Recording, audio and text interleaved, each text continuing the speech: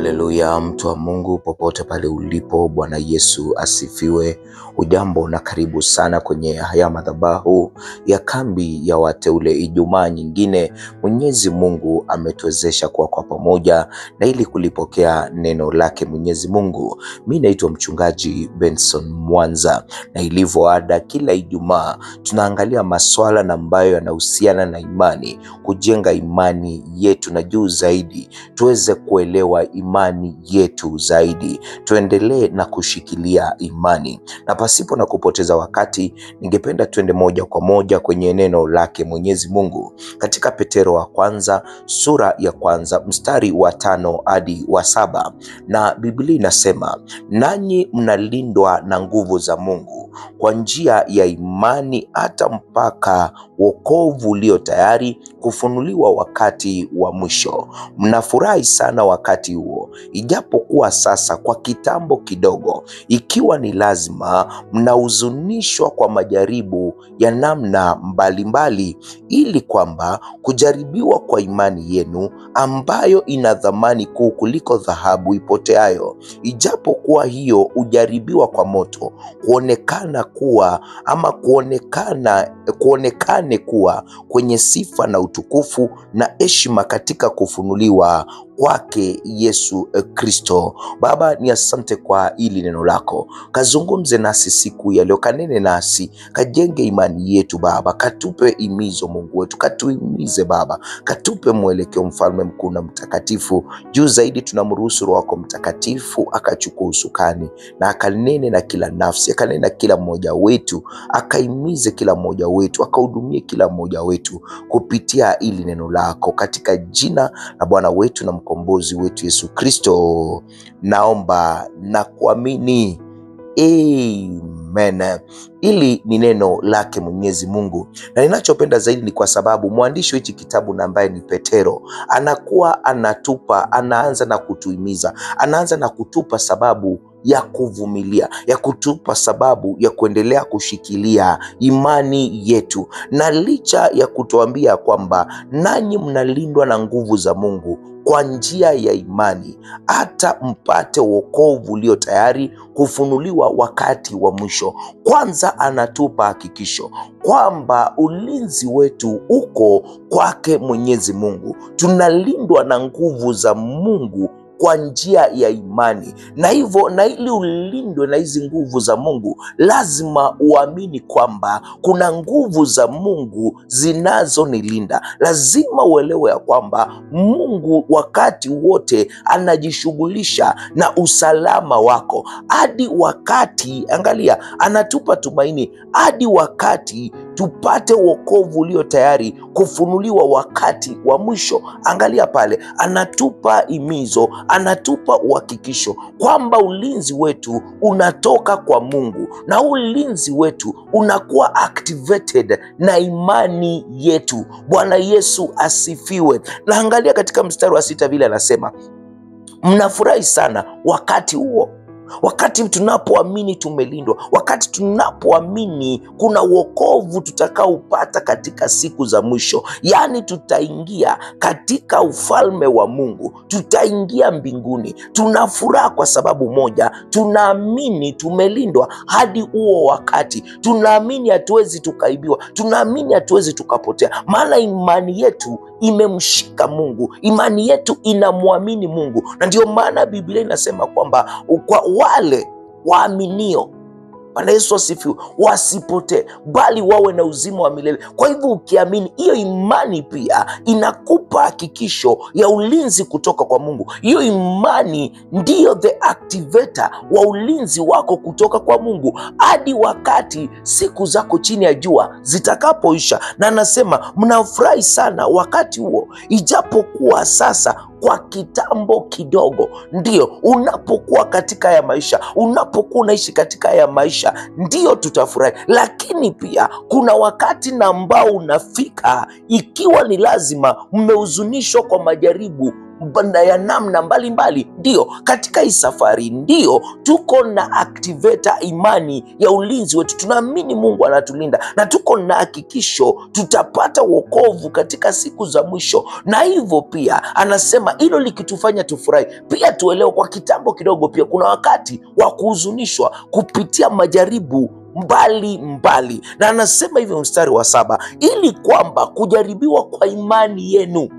Bwana Yesu asifiwe. Kwa hivyo yale majaribu yanakuja, kule kuhuzunishwa kunakuja, na ili imani yetu iweze na kujaribiwa. Bwana Yesu asifiwe. Na ndio maana ujumbe nimeupa kichwa, kujaribiwa kwa imani yenu ambayo ina dhamani kuliko dhahabu ipoteayo. Kujaribiwa kwa imani yenu ambayo ina dhamani kuu kuliko dhahabu ipoteayo. Ukishike kwamba hii imani ndicho kifunguo cha ulinzi wako kutoka kwa Mungu, maana anatulinda hadi so long as tuko chini ya jua, tuko na imani. Imani inafaa kuactivate ulinzi wetu kutoka kwa Mungu hadi wakati siku zako chini ya jua zitakapotamatika. Na hapa Petero anasema ndio mko na furaha kutokana na yale mambo, lakini pia eleweni kwa kitambo kidogo mtahuzunishwa. Lazima mtahuzunishwa kwa majaribu ya namna mbalimbali. Na akasema ili kwamba kujaribiwa kwa imani yetu,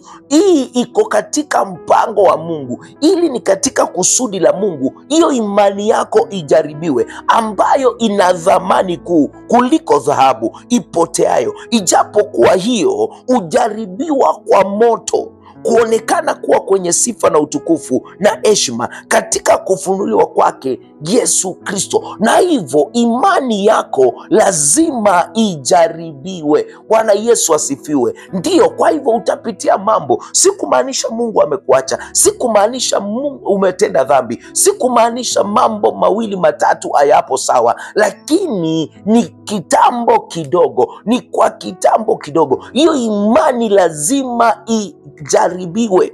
Bwana Yesu asifiwe. Mungu, angalia, ninakupa mfano katika Biblia. Mungu alikusudia Yusufu awe mtawala katika Misri ili aweze kusaidia familia yake na ulimwengu katika kipindi cha njaa kubwa. Bwana Yesu asifiwe. Angalia, huo ulikuwa katika mpango wa Mungu na Mungu ndio ulikuwa kusudi lake. Huo ndio ulikuwa mwisho wake. Yeye kufanya nini? Yeye kuokoa wana wa Israeli kutokana na njaa. Ilikuwa ishaamuliwa. Yusufu alianza vizuri, lakini simulizi yake ilipitia mitihani mikubwa ya giza, kutoka kuuzwa utumwani hadi kutupwa gerezani kwa kosa ambalo hakulitenda.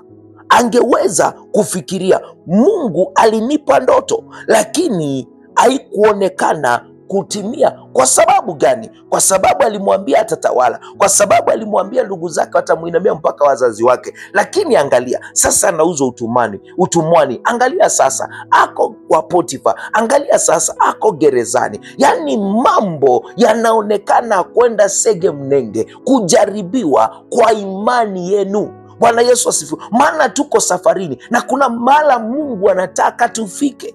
Ndiyo, tuko na uhakika kwamba tumelindwa kupitia imani hadi wakati wa mwisho, hadi wakati siku zako chini ya jua zitaisha. Yusufu alipitia majaribu, yeye imani yake ilijaribiwa. Bwana Yesu asifiwe. Lakini Yusufu alijua mwisho wake ulikuwa umeamuliwa, kwa hiyo aliendelea tu kufanya yaliyo bora. Tukiangalia, nikikurudisha katika mstari ambao tumeusoma, angalia Biblia inasema nini? Biblia inasema vizuri zaidi, inasema nanyi mnalindwa na nguvu za Mungu kwa njia ya imani, hata mpate wokovu ulio tayari kufunuliwa wakati wa mwisho. Angalia, sisi tunajua hatima yetu ni wokovu utakaofunuliwa wakati wa mwisho. Yani wokovu tuliona ni kujua ya kwamba tutaingia katika ufalme wa Mungu, ni kujua kwamba tutaingia mbinguni. Na hivyo ukielewa hilo, utakuwa kama Yusufu, utakuwa unajua kuna hatima na ambayo inakusubiri, na licha kwamba kuna mambo yatatukia hayatakuondoa katika imani. Yusufu alipitia gizani, Yusufu alipitia majaribu, yalikuwa mengi, lakini Yusufu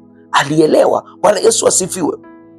Angalia hapa, Yusufu alijua mwisho wake ulikuwa umeamuliwa, kwa hiyo aliendelea tu kufanya yaliyo bora. Nawe siku ya leo nimekuja kukuambia hivi, huu mwezi unapoanza na kuendelea, ndio tuko na hakikisho ya ulinzi wa Mungu na ambao tunapata kupitia imani. Tuko na furaha, lakini pia tuelewe kwa kitambo kidogo, imani yetu lazima ijaribiwe, na inapojaribiwa tunajua mala tunaenda, tunajua sisi ni wa Mungu, tunajua tulioamini hatuwezi tukaangamia, tunajua tuko na ulinzi, na hivyo tutavumilia, hatutasuasua, tutashikilia imani. Imani inapojaribiwa na ili safisho ikawe dhahabu, ikawe yani ya dhamani kama dhahabu. Lakini elewa ya kwamba Biblia inasema hata dhahabu ni ya bure, imani yenu ni ya umuhimu zaidi. Bwana Yesu asifiwe. Angalia hapa, Yusufu aliendelea kufanya yaliyo bora, nawe endelea kufanya yaliyo bora. Siti ni kana kwamba umekuwa mgonjwa, unaona ni kana kwamba Mungu alikuacha, unaasi imani. Ukipitia changamoto, endelea kufanya lililo bora. Yusufu hata pale gerezani alifanya lililokuwa bora, licha ya kwamba aliekelewa akatupwa gerezani. Hakukasirika, aliendelea kupenda, aliendelea kumtukuza Mungu, aliendelea kumsifia Mungu. Ndio, labda utaekelewa mambo, labda umeekelewa mambo, kuna mambo yamefanywa kinyume na wewe. Endelea kutenda lililo bora, endelea kumpendeza Mungu, endelea kutembea kulingana na sheria za Mungu, maana imani yako lazima ijaribiwe. Bwana Yesu asifiwe.